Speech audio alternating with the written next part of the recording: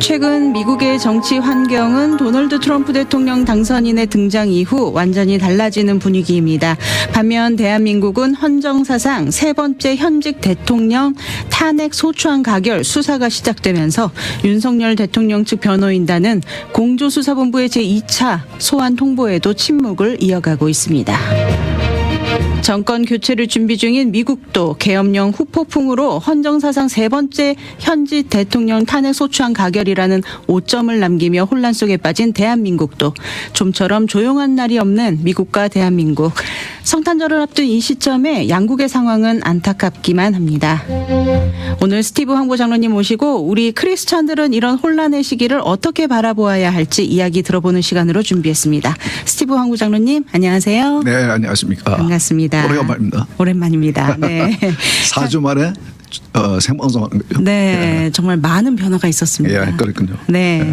장로님 요즘 들어 정치에서 참 힘의 불균형에서 오는 사이드 이펙트, 부작용을 좀 적나라하게 보는 것 같습니다. 일단 미국은 현재 정권 교체 준비 중에 있는데 실제 언론을 통해 보도되는 내용들을 보면 확실히 좀 같은 이야기를 좀 부정적으로 표현하는 보도들도 많이 접하게 됩니다. 예. 현재 정권 교체 중인 미국의 상황 어떻게 바라보십니까? 예, 사실 크리스마스 성탄절을 며칠 앞두고 네. 좀 이제 가벼운 내용의 방송을 했으면 좋겠다고 생각했는데 네. 예, 제가 지난 3주 동안 생방송을 못하면서 주타에 있으면서 한국의 상황을 접하면서 참 답답한 마음이 생겼고 네. 그리고 이제 오늘 방송은 지금 방금 말씀하신 대로 미국의 지금 정권 교체가 지금 준비되고 있는 정권 교체에 대해서 조금 언급을 하고 그리고 한국의 상황에 대해서 모두가 조심스럽겠지만은 한번 제가 보는 관점을 한번 여러분에게 설명해 드릴까 생각을 합니다. 네. 지금 트럼프 진영은 첫 1기 시작하기 때와는 상당히 비교적으로 굉장히 잘 준비되어 있는 모습으로 그때는 정치인이 전혀 아니었던 사람이 갑자기 대통령이 된 후에 네. 워싱턴 정가에 아는 사람도 별로 없고 그런데 갑자기 정부를 꾸려야 되고 사람들을 이제 자리에 앉혀야 되고 많은 준비를 했어야 되는데 지금도 그가 말하고 있지만은 그때는 여러 가지로 부족한 점이 많았고 어려운 점이 많았다. 그런데 이번에는 굉장히 선거 결과 나오자마자 굉장히 빨리 신속하게 많은 일들을 하고 있고 이미 취임하기 이전부터 캐나다 수상이 자기 자택으로 플로리다로 날라왔죠. 네. 그렇게 이제 굉장히 세계 정치에 크게 영향을 이미 끼치고 있다. 네. 그리고 많은 기업의 대기업의 아마존이라든지 메타, 페이스북이라든지 구글이라든지 애플이라든지 많은 대기업들의 회장들이 다 찾아와서 식사를 같이 하기를 이제 요청하면서 네. 많은 대화를 하고 있고 그래서 굉장히 좀 자신에 차 있는 모습인 것 같고 네. 그리고 자신을 보좌해줄 참모들 그리고 장관들 다 자신과 뜻이 같은 자신이 믿을 수 있는 그런 이제 자기가 하고자 하는 정책을 실행해 줄 수 있는 그런 믿을 수 있는 그런 분들로 꽉꽉 채우면서 지금 이제 장관에 임명되시는 분들은 상원의 컨센트를 받아야 되기 때문에 상원 의원들을 이렇게 개인적으로 방문하면서 그들과 이제 대화를 하고 있고 네. 그래서 상당히 희망이 차 있고 그러나 이제 어제와 오늘 의회에서는 지금 아직 다들 크리스마스 연휴에 떠나지 못하고 네. 워싱턴에 묶여서 지금 정부가 이제 돈이 떨어지니까 그것을 빨리 메꾸기 위해서 지금 노력을 하고 있는데 그 과정에서도 보면은 갈등이 있는 과정에서도 보면은 상당히 트럼프 정부가 앞으로 지향할 그런 정책 그리고 방향이 상당히 이제 읽혀지고 있습니다. 네. 그래서 제가 볼 때는 잘 해결이 될 것 같은데 상당히 그래서 그가 늘 말해왔듯이 2기 동안 앞으로 4년 동안 특히 첫 2년 동안 상당히 워싱턴 특히 정부에 오랫동안 있던 딥스테이트라고 그러는 그분들 실질적으로 나라를 운영하고 있는 선출되지 않은 공무원들 그들의 하던 관행들을 한번 세게 흔들어 놓는 네. 그래서 지자리로 돌려놓는 그런 이제 시간이 될 것 같고 재미있는 뉴스는 이제 이번 주에 나온 뉴스를 보니까 그 바이든 대통령이 그 정부가 그 열어놓은 국경 정책을 쓰면서 트럼프 대통령 때에 담을 쌓기 위해서 사놓고 준비해놓은 여러 가지 장비들이 있는데 네. 그것을 이제 그 담을 그 빌드하는 일을 중단을 시키고 아주 고철로 싼 가격으로 경매로 팔고 있었거든요. 네. 그러니까 뭐 가치가 1불이었으면은 뭐 1전, 2전 이런 식으로 아주 싸게 팔고 있고 지금도 그렇게 하고 있으니까 그것을 싸게 사들인 사람들이 트럼프 정부 쪽에 연락을 해서 너 다시 살래? 비싸게 팔아줄게. 네. 이것은 세금을 엄청나게 낭비하는 거죠. 네. 국민의 세금으로 그 장비를 그런 것들을 준비했는데 그래서 엄청나게 싸게 팔고 다시 그것을 되사야 되는. 그래서 오늘 아침 보니까 텍사스주의 부주지사가 그 인터뷰를 하면서 그래서 우리가 경매에 나서서 우리가 사들이고 있다. 네. 그런데 이번에는 우리한테 경매 사실을 숨기더라. 우리한테 알리지도 않고 그것들 다 저 아리조나 주로 옮겨가지고 경매를 하려고 그랬는데 우리가 가서 그거 살려고 그러니까 그거를 중단시켜버렸다. 그 정도로 상당히 이 미국도 그렇고 한국도 그렇고 정치인들의 하는 일을 보면은 정말 그 국가를 위하고 국민들을 위하고 그런 진정된 마음으로 정치하는 분들은 그렇게 많지는 않은 것 같습니다. 네. 다 보면은 자신의 그 정치적인 줄세 혹은 자신의 권력을 잡기로 원하는 그런 그 기회를 잡기 위해서 이렇게 말도 하고 행동을 하는 거 보면은 참 너무 그 국민의 한 사람으로서는 조금 좀 너무 실망스러운 그런 네. 일인 것 같습니다. 네. 지금 최근에 이 또 미국의 상황은 또 이런 상황이지만 또 최근 한국 상황은 또 너무 안타깝습니다. 지나치게 또 과열된 또 국민들의 반응도 그렇고 정권에 있어서는 또 힘의 불균형으로 인한 부작용이 아닌가. 그리고 또 한 나라의 리더의 발언과 결정이 또 얼마나 중요한지도 보여주는 사건이 아니었나 싶은데요. 한간에는 또 지금 일련의 한국의 이런 사건을 보고 또 미국과 한국과의 관계도 더 어려워지는 것이 아닌가라는 또 그런 부정적인 관망이 또 지배적인데 장로님께서는 이 사건을 또 어떻게 보셨습니까? 예, 저는 뭐 그 어떤 한 편을 드는 그런 물론 저는 개인적인 입장은 있습니다. 그러나 네. 복음 방송에서 방송을 하고 있기 때문에 상당히 제가 저 말씀을 조심해서 네. 드리겠고, 그런데 제가 그 미국 일달을 방송하면서 한국의 상황에 대해서는 별로 그렇게 언급을 한 적은 없는 것 같습니다. 네. 예, 그래서 그리고 사실 뭐 제가 그 한국 국민도 아니고 유권자도 아니고 저는 미국 시민권자고 미국의 유권자이고, 그래서 제가 보는 관점은 그 미국을 한 50년 전에 중학생 때 미국에 왔으니까 네. 미국에서 한국을 보는, 그러니까 나의 모국, 나의 조국 혹은 나의 고국을 보는 그 염려하는 마음으로 잘 됐으면 좋겠다는 마음으로 보는 관점에서, 저희 관점에서 여러 가지 일을 보게 되죠. 사실 네. 저는 그 선실직에 있을 때에 청와대 초대받아가서 식사를 해본 적도 있고 네. 대통령을 만나서 대화를 해본 적도 있고 그리고 지금 그 뉴스에서도 많이 언급되고 있는 여러 정치인들을 제가 직접 만나본 적도 있고, 그리고 한국 정치와 미국 정치에 대해서도 대화를 해본 적도 있고, 이제 그렇지만은 말씀드린 대로 저는 대한민국 국민은 아닙니다. 네.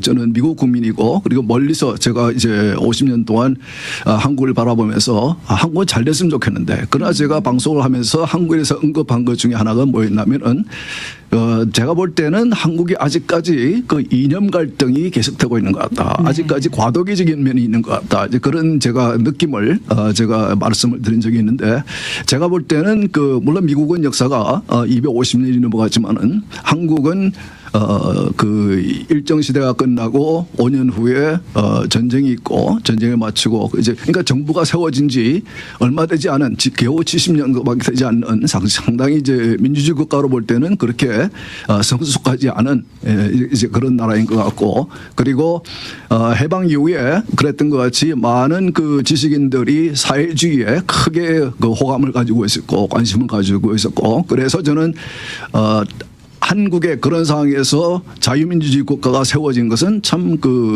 어떻게 보면 기적과 같은 일이다. 그리고 이승만 대통령과 같은 건국자가 있었다는 것은 참 귀한 일이다. 이제 그런 제가 생각을 한번 들은 적이 있는데 그런 이념의 갈등이 지금까지 정리되지 않고 70년 동안 계속되어서 내려오는 것이 아닌가. 지금의 그 상황을 보면서 정말 저도 답답한 마음이 있는데 네.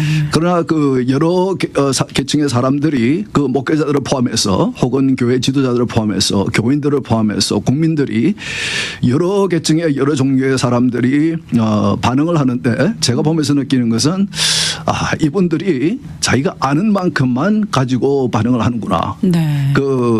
이제 어떤 위치에든지 그 위치에 가게 되면은 접하게 되는 그 인포메이션이나 정보가 상당히 질이 다르거든요. 네. 하다못해 작은 시장을 하더라도 그 시장으로 있으면서 접하게 되는 많은 그런 인포메이션들을 어떨 때는 주민들에게 설득시키기가 설명하기 상당히 어려운 것도 있고 그런데 이제 한국 같은 경우는 미국은 대통령이라 그러면은 연방의 수장이지만은 한국은 이 대통령이 미국의 대통령에 비해서는 상당히 더 권력이 더 사실은 헌법적으로 볼 때는 더 강한 그런 이제 자리거든요. 네. 근데 그분이 물론 제가 볼 때도 윤석열 대통령이 그렇게 뭐 정치인도 아니었고 또 정치하는 걸 보면은 그렇게 정치를 썩 잘하시는 분 같지도 않아요. 네. 그러나 많이 나아지고 있고 그런데 이제 이런 상황을 보면서 이분이 정말 이번에 계엄을 발표하면서 분명히 그분이 바보가 아닌데 계엄이 성공하더라도 계엄이 실패하더라도 분명히 후폭풍이 있고 엄청난 혼란이 있을 것을 분명히 알았죠. 네. 알면서도 계엄을 선포할 수밖에 없는 그런 이유가 분명히 있다. 그리고 분명히 그것을 이제 설명을 했습니다. 네. 그런데 지금 여론을 보면은 정치인들도 보고 보면은 그분이 대통령이 이제 계엄을 발표하면서 혹은 이제 탄핵을 앞두고 또 국민에게 한 담화 내용을 보면은 그가 왜 그렇게 했는지 이렇게 어려움이 있을 줄 알면서도 왜 그렇게 해야만 했는지에 대해서 설명을 했는데 어느 언론을 봐도 그것을 언급하는 그 언론은 없고 네. 정치인들도 양정당 다 보면은 정치인들도 거기에 대해서는 언급이 없고 내란죄다, 내란범이다 이런 식으로 몰아가면서 네. 상당히 좀 이렇게 좀 어떻게 보면은 자극적인 표현을 많이 쓰죠. 예, 자극적인 표현만이 아니고 왜곡을 하고 있다. 자신의 그 정치적인 이익을 위해서 그것은 뭐 한국 정치를 가까이서 이렇게 열심히 들여다보시는 분이 미국에도 많이 계시니까 네. 그걸 뭐 여러분 잘 알고 계시는 분도 계실 겁니다. 그러나 이제 제가 볼 때는 양 정당 다 아직까지는 자유민주주의가 뭔지 잘 모르는 것 같다. 네. 그리고 국가에 대해서 정말 국가를 사랑하고 국가를 염려하고 지금같이 이 세계에서 유일하게 남북이 대립하고 분단되어 있는 나라가 한국이 유일한데 이런 상황에서 특히 또 지정학적으로 강국들에 쌓여 있어서 역사적으로 계속해서 강국들의 눈치를 볼 수밖에 없는 나라. 아직까지도 경제적으로 많은 성장을 했지만은 그래도 중국과 러시아와 일본과 미국과 사이에 끼어서 여러 가지 눈치를 보고 잘 처신을 해야 하는 그런 입장에 있는 나라에서 이게 너무 좀 자신들의 나라를 걱정하지 않고 나라를 위하지 않고 자신들의 안위나 자신들의 이 정치적인 성공을 위해서 이 권력을 잡기 위해서 너무 국민들을 선동하고 국민들을 좀 이용을 하는 그런 정치인들이 너무 많은 것 같다. 네. 이제 그런 양당이 다 그런 것 같습니다. 제가 볼 때는 제가 늘 그렇게 생각합니다. 그래서 참 국민들이 이용을 당하는 그런 측면이 있는 것 같고 그렇게 또 한 면은 방금 말씀하신 대로 이렇게 세 번째인가 뭐 한국에서 대통령 탄핵이 이번에 지금 이제 좀 과정 속에 있는데 네.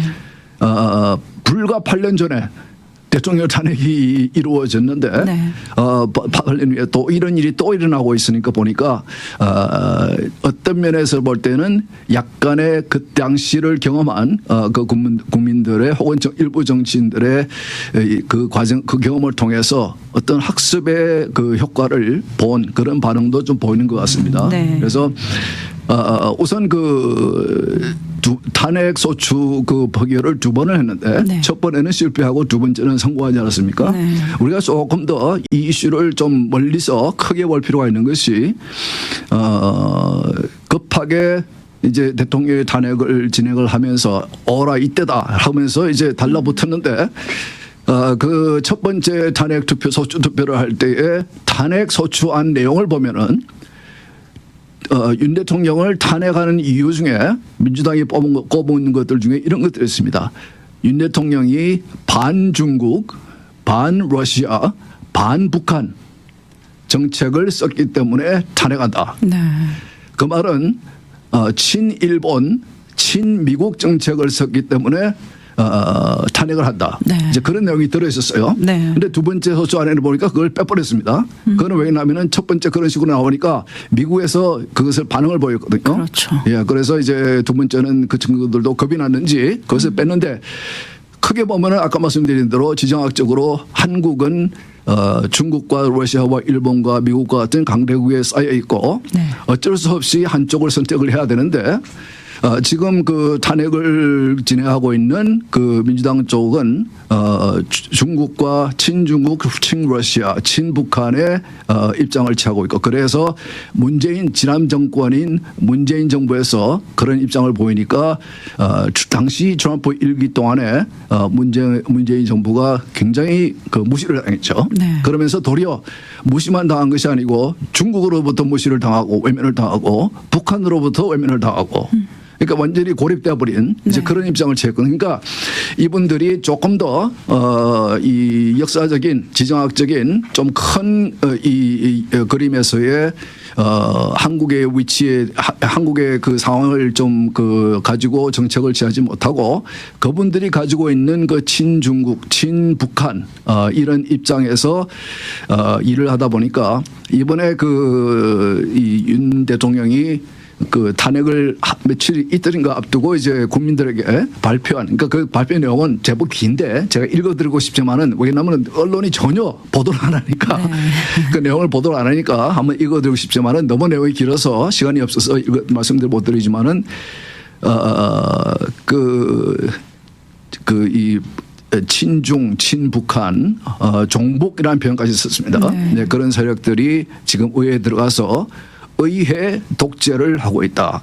그러니까 20여 명의 그 이 행정부의 장관들을 혹은 장들을 이미 탄핵을 했고 탄핵 소추를 했고 그리고 14명의 추가를 이제 탄핵을 시도를 하고 있고 지금도 그 대통령 대행인 한덕수 국무총리에게 너 내 말 안 들어? 그러면 너 탄핵시킬 거야. 그러고 있거든요.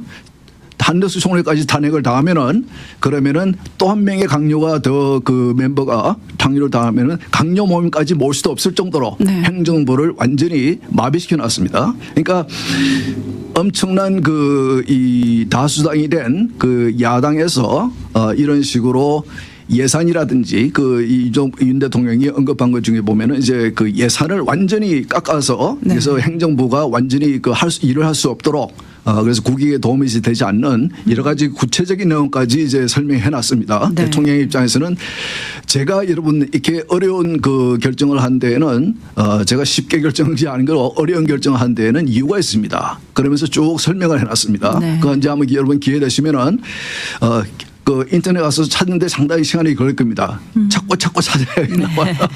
이렇게 중대한 이런 사건이 있는데도 그런 기사가 없군요, 기사가 거기에 없어요. 관련. 네. 네, 전혀 없어요. 그러니까 이 언론에나 나와서 이제 그 정론을 하는 그런 그 분들이나 혹은 뉴스 그 언론 매체들에서 그 언급하는 것이나 정치인들 양정당을 포함해서 하는 거 보면 말을 하는 거 보면은 네. 대통령이 왜 내가 이런 어려운 결정을 했는지로 설명을 구체적으로 해놨는데 그것을 제대로 그 말을 하는 사람이 없어요. 네. 그 보면은 완전히 이것은 그 하나의 그 정치적인 구도를 만들어서 자신들의 유리하게 어떤 정치 세력은 이번 길을 통해서 윤석열도 가라, 이재명도 가라, 그리고 우리는 내각제로 가겠다. 네. 그래서 그런 식으로 해서 우리가 권력을 잡아보겠다. 뭐 이런 세력도 있고. 네. 굉장히 한국이 조그만 나라이면서도 제가 이제 미국과 한국의 정치를 비교해 보면은 미국은 큼직하면서도 도도히 흘러가는 큰 강과 같다면은 네. 한국 이 정치를 보면은 그 아주 작은 그 뭐라 그럽니까 천이라고 그럽니까 시냇물 같이 네. 이리 갔다 저리 갔다 이리 갔다 저리 갔다 너무나 극변하는 네. 그래서 하루에도 정말 상황을 그러니까 여기 있는 그 미국에서 수십 년 동안 사신 분들도 한국 정치를 열심히 들여다보면서 재밌거든. 네. 마치 드라마 보는 것 같이 네네. 그렇게 상황이 막막 변하니까 정말 그러면서도 아까 말씀드린 대로 제가 볼 때는 제가 관찰하는 바에서는 제 관점에서 볼 때는 한국의 국민들이 너무 그 이 정치인들의 선동에 잘 넘어간다. 네. 과거에 광우병 사건 때도 그랬고 그리고 지난번에 그 8년 전에 탄핵 때도 그랬고 그 언론들과 정치인들이 나서서 가짜뉴스 지금도 가짜뉴스를 많이 이제 그 내란죄로 대통령을 탄핵시키기 위해서 그쪽으로 몰아가기 위해서 굉장히 그런 이제 그 사실이 아닌 것을 사실인 것처럼 정치인들이 많은 말을 하고 있고 언론들도 그것을 언급을 하고 있고 네. 그러니까 제가 볼 때는 국민들은 이념적으로는 이렇게 크게 이렇게 한쪽으로 쏠려 있는 국민들은 아닌 것 같아요. 네. 그러나 착해서 그런 건지는 모르겠지만 순진한 건지 정치적으로 순진한 건지 해서 그런지는 모르겠지만 굉장히 선동에 쉽게 넘어간다. 네. 저는 미국도 지난 그 몇 년 동안 굉장히 시끄럽지 않았습니까? 네. 그리고 이번에 대선 동안에 상당히 시끄러웠고 그렇지만은 그 시간이 가면서 어느 정도 맞게 이 대선을 얼마 앞두고는 그 민주당에서는 트럼프가 집권을 하게 되면은 앞으로의 선거는 없다. 네. 분명히 계엄령을 발동을 하고 그리고 군인들을 풀어서 독재주의 국가가 될 것이라 그런 식으로까지 과거에는 그런 식으로까지는 이제 대권 운동을 하지 않았습니다. 그런데 이번에는 정말 치열했거든요. 네. 정말 말도 안 되는 말도 하고 그랬는데 딱 선거가 끝나니까 정리가 되잖아요. 그렇죠. 예, 그런 것 같이 그래서 우리는 한편으로는 야 미국 사는 게 정말 축복이다. 네. 상대적으로 한국의 상황을 보면서 한국에 계신 분들이 얼마나 이게 물론 이제 이념적으로 정치적으로 깨어 있는 분들은 상당히 이번 상황을 보면서 엄청나게 실망을 하시는 분들이 많이 계실 거예요. 네. 그분들은 야 한국을 떠나야겠다고 생각하시는 분도 많이 계실 것이고 어떤 분들은 내가 이 나라를 위해서 끝까지 싸워야겠다. 물론 이제 그런 분들도 보입니다. 네. 그렇기 때문에 제가 볼 때는 지금 한국은 우리 크리스천들이 너무 우리가 알고 있는 얇은 지식 혹은 우리가 듣고 있는 선동당하고 있는 그런 것에 의해서 서로 주고받는 말을 보면 험해요. 네. 너무 험해요. 네, 특히 맞습니다. 목사들도 장로들도 보면은 한국 상황에 대해서 이렇게 공개적으로는 그렇게 얘기 안 하는 것 같은데 소셜 미디어나 그런 써놓는 글을 보면은 내가 볼 때는 제대로 못 보고 있는 것 같은데 근데 네. 너무 확신을 가지고 이렇게 심한 말을 해요. 그러면은 우리가 다 이해하는 것 같이 이번 일로 인해서 신앙 공동체가 분립이 된다든지 네. 깨어진다든지 어려움을 겪는다든지 그러면 안 되는 것이거든요. 그렇죠. 예, 우리는 네. 그래서 자유민주주의를 사랑하고 그리고 신앙의 자유를 보장하는 그런 체제를 우리는 선호하고 네. 그리고 우리에게 어떤 반성경적인 그런 이념을 강요하는 그런 이념이나 정치는 우리는 배제하고 네. 반대하고 그래서 상당히 지금 상황이 이 분별하기가 쉽지 않은 상황인데 윤 대통령이 국민들에게 이번 어려운 결정을 하게 된 그 이유를 설명하는 가운데 또 한 가지 설명한 것은 선거관리위원회의 문제를 이제 언급을 했습니다. 네. 그것은 예전에부터 많은 이제 말이 있었던 것인데 저는 이제 공대를 나왔으니까 저는 UCLA 공대에서 공부를 했고 또 경영학을 대학원에서 공부를 했고 제가 돌아보면은 제가 이 공대에서 교육을 받은 제게 남겨진 결과는 상당히 모든 이슈를 볼 때에 문제점을 파악하고 그 문제 해결점을 찾고 상당히 합리적인 logical한 thinking 그런 생각을 할 수 있는 것으로 트레이닝을 받은 것으로 저는 이제 느껴지는데 네. 제가 지금까지 이 한국의 부정투표 이 관련된 여러 가지 증거들, 그러니까 영상이라든지 실질적으로 투표소에서 찍혀 있는 영상이라든지 그리고 제가 한국은 미국과 달리 개표가 이제 전자개표가 됐고 그리고 이제 미리 투표하는 이제 그런 투표지에 관련된 이제 이슈들도 있고 근데 제가 버티다 보면서 느끼는 것은 이건 분명히 문제가 있다. 제가 기술적인 측면에서 네. 합리적인 측면에서 라지컬한 측면에서 볼 때에 분명히 이거는 이슈가 있다. 문제가 있다. 민주주의 사회에서 투표가 부정이 있다 그러면은 그건 굉장히 큰 문제거든요. 네. 그 말은 실제로 이게 문제가 있는지 그것을 들여다보기 위해서는 정부기관에서 조사기관에서 조사를 해야 되는데 그 윤 대통령이 자기 국민에게 설명할 입장문에 그렇게 표현을 했어요. 네. 이 선거관리위원회가 도저히 감사를 안 받겠다고 거부를 한다. 그리고 선거관리위원회의 장이 판사가 그 자리를 겸임을 하기 때문에 법정에서 그 구속영장을 발부를 하지 않으면은 누구도 들어가서 들여다볼 수가 없다. 네. 예, 그래서 비상계엄령이라는 것은 그 특별한 경우이기 때문에 그것은 이제 군인들이 국내에서 그 특별한 상황에서 경찰의 하는 역할을 하는 이제 그런 상황인데 그 몇 시간 동안 불과 몇 시간 동안에 이루어진 그 비상계엄령 상황을 통해서 의회에는 군인들이 한 300명 정도가 그 계엄령이 발표된 지 1시간 반 후에 오래 있다가 들어갔지만은 이 선거관리위원회의 세 곳은 바로 그 계엄령이 발표되자마자 바로 이제 들어가서 그것을 조사하고 그리고 대통령이 말한 것 중에는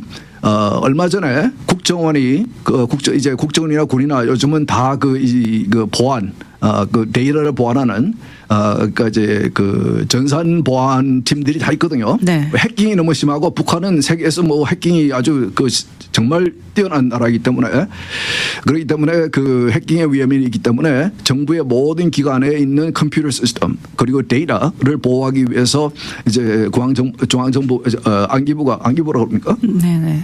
국가. KCI 예. 네. 그래서 이제 그걸 하는데 그것도 거부하더라.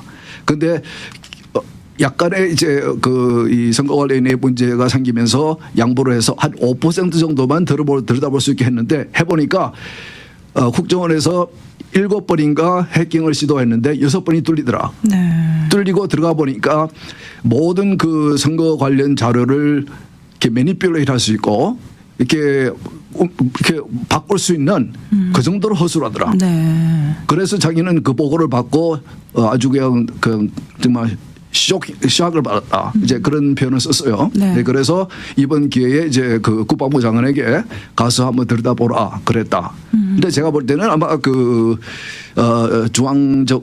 안기부에서 그렇게 해킹을 6번까지 성공을 했으면은 분명히 뭐 데이터를 retrieve할 수 있는 빨아들일 수 있는 그런 의지가 있었으면은 분명히 그런 기회가 됐을 거로 봅니다. 그래서 뭐 일부에서는 그 부정성 그러니까 이제 그 야당이 엄청나게 많은 국회의원들의 수를 확보하고 이런 일들을 하고 있으니까 그래서 만일 불법에 의해서 그들이 이것을 이런 다수당이 된 것이면은 이것은 되돌릴 필요가 있는 것이니까 그래서 중대 사항으로 알고 자기가 이렇게 한 것이라고 설명을 했거든요. 네. 그러니까 이제 그리고 이게 대한 모든 정치적 법적 책임은 자기가 지겠다. 이제 그렇게 발표를 해놨으니까 제가 볼 때는 이 대한민국도 법치주의 국가니까 법의 과정에 따라서 지켜보면서 앞으로 대통령이 잘못한 것이 있는지 법을 어긴 것이 있는지 혹은 계엄령을 발표하는 것은 대통령의 권리이기 때문에 미국에서도 계엄령이 발표된 적이 여러 번 있습니다. 제가 오늘 시간이 없어서 설명 못 드리겠지만은 그러니까 여러분들 우리 좀 느긋하게 우리나라를 우리나라는 아니지만은 우리 조국을 정말 염려하는 마음으로 좀 기도하는 그런 조금 우리의 말을 표현을 자제하는 그런 필요가 있을 것 같습니다. 네, 미국을 읽다 오늘 이 시간 여기까지입니다. 오늘 스티브 본부 장로님 감사합니다. 네, 수고하셨습니다.